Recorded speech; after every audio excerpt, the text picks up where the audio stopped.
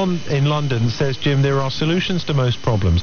If the powers that be thought hard enough, just like blind people identify themselves, shop staff, invalid badges, etc., why can't medically mask-exempt people have a modest identity display supplied on request by GP to avoid the conflict occurring? John, thank you. It is the prerogative of the people who are exempt from wearing face masks to identify themselves publicly. You can do it with a sunflower lanyard, as described earlier brilliantly by Emma in Coventry.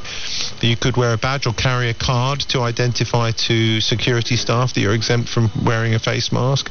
Some people choose not to because they don't like to be othered, is the term, and I respect that as well. But to avoid a flashpoint or controversy or conflict, as you say, then that is a solution, isn't it? A face shield as well, a plastic face shield for those made uncomfortable by a more constricting face mask is another one. You know, at least then you're wearing a face covering of some type, and it might not be as uncomfortable for you to wear that. But John, thank you for your email. I'm grateful. It's jim@bbc.co.uk if you want to drop me a line, or text 81333. Start your text with the letters UK. But we're going straight back to the phones after the news at 4.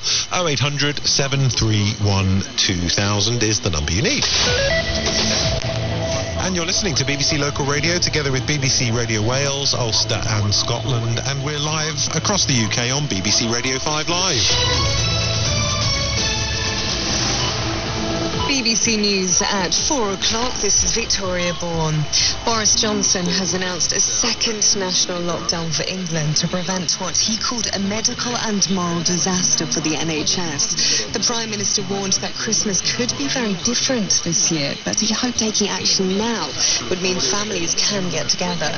The Labour leader, Sir Keir Starmer, said while the lockdown was the right thing to do, it had come too late. 3 weeks ago, I called for a circuit breaker. The government completely rejected that, only now to announce the so-safe thing.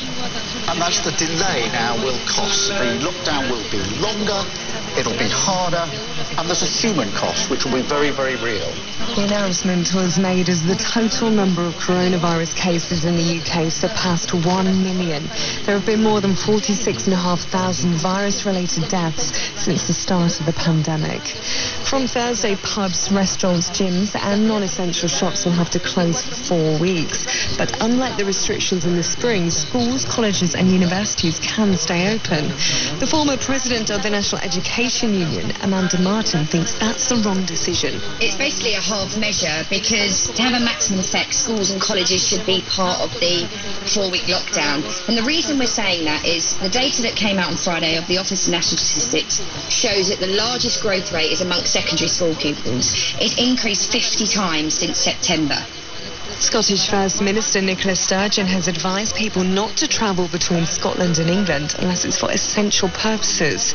Police have broken up an illegal rave with 500 people in attendance near Bristol. Officers say some of the crowd turned violent as they were ordered to leave the event in Yate.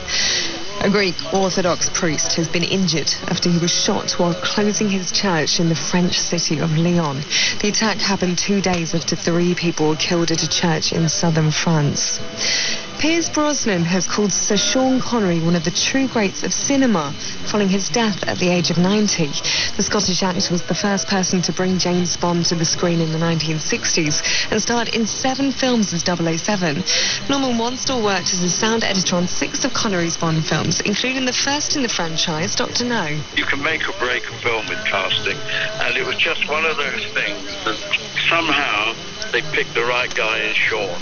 He was the perfect person for Bond, and that's why whenever they have a vote, people always put Sean first. I think it was because he played a gentleman with a sense of humour, but you wouldn't want to cross him. In rugby union, England's men have been crowned Six Nations champions for the 3rd time in 5 years. They sealed the title on points difference last night after they beat Italy in Rome and France defeated Ireland in Paris. BBC News is 3 minutes past 4. Across BBC Local Radio and BBC Radio 5 Live, Jim Davis. thank you. Hello, good morning. It's Sunday. It's the 1st of November. Welcome if you're only just joining us this morning. The conversation continues. We are live through the night. Carla and Bill are with me through the glass, taking your calls, ready to come and join me on the programme. I'm with you till 5. Duncan Barks is back at 5 with your early breakfast show in an hour from now. And our number is 0800 731 2000. We're simply reacting to last night's press conference from Downing Street announcing another England lockdown, which does rather put us out of step with other countries within the UK with regards to our approach to dealing with coronavirus. Your response and reaction to that this morning, and Sean Connery, our other discussion this morning after we lost a man described as a true legend on this programme this morning by several callers at the age of 90. What is your favourite Sean Connery Bond film in this last hour? If you just want to text into the programme, or any film indeed by Sean Connery, do let me know. I'd love to hear from you. You can text 81333, start your text with the letters UK, or email jim@bbc.co.uk. Now, Janice is on the line next in Wakefield, and then we're off to Cambridge shortly after that.